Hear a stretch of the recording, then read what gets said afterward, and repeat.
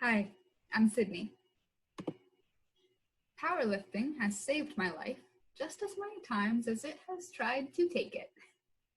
2 years ago, I walked into my local powerlifting gym, Roswell Barbell, for the first time. The clanging of iron chains, muffled by the blare of AC/DC and the grunts of 300-pound men, scared the hell out of me. How did I wind up there? Powerlifting is a fairly niche sport which focuses on three main lifts: squat, bench press, and deadlift. Basically, a powerlifter's ultimate goal is to maximize strength and achieve a personal record. And we do that by adding a lot of weight to the bar and hoping that we can lift it. Powerlifting improved my quality of life immediately. It gave me a way to clear my head, a way to support friends and to be supported, and a way to test the limits of my body and mind. With the tireless help of coaches and friends, I learned the nitty-gritty details of the technique, and I got a lot stronger. I trained obsessively for about a year until something changed.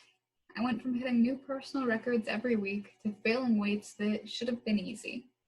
Like most powerlifters eventually do, I hit a plateau. In strength training, there's a phenomenon colloquially referred to as beginner gains, when new lifters build strength and muscle very quickly for their first year of training. But as you reach your genetic peak, gaining muscle becomes harder and harder. Every evening for months, I would strut into Roswell Barbell, over-caffeinate, and underperform. I was so frustrated.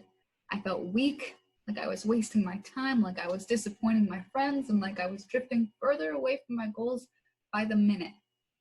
Yikes, right? After a couple of months, I started to see some progress again, and I finally had the perspective to ask myself why my powerlifting plateau pummeled my pride. And this is the conclusion that I came to.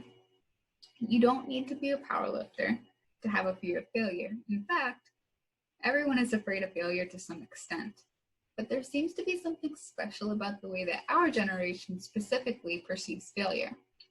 We've grown up in a culture that stresses the importance of achieving concrete outcomes, successes that you can show other people, especially on social media.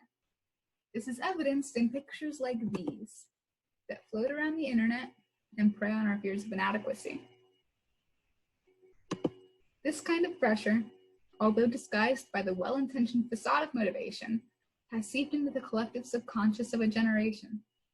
It's no wonder that the American Psychological Association links this demand for success and perfection to the reported 91% of Generation Zers whose stress has catalyzed feelings of anxiety and depression.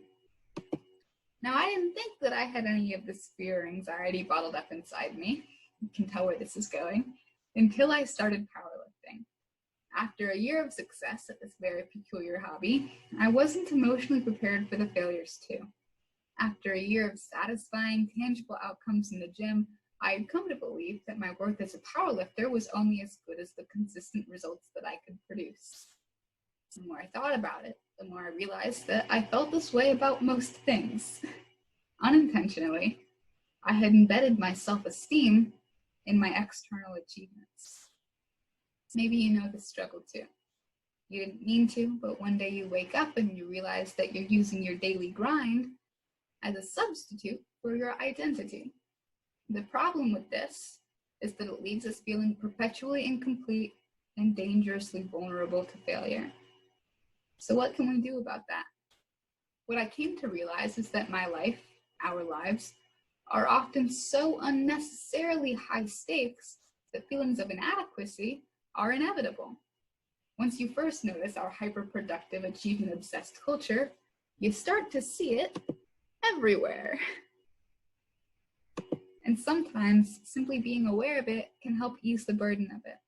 Simply noticing that I had turned my peculiar self-fulfilling hobby into a high-stakes battlefield helped me choose to consciously lower the stakes again. As it turns out, the stakes are a lot less stressful when you believe that they don't define you. Adjusting our feelings about failure isn't easy, but finding hobbies that give us the leeway to make and manage our mistakes can improve the way that we cope with stress and fear.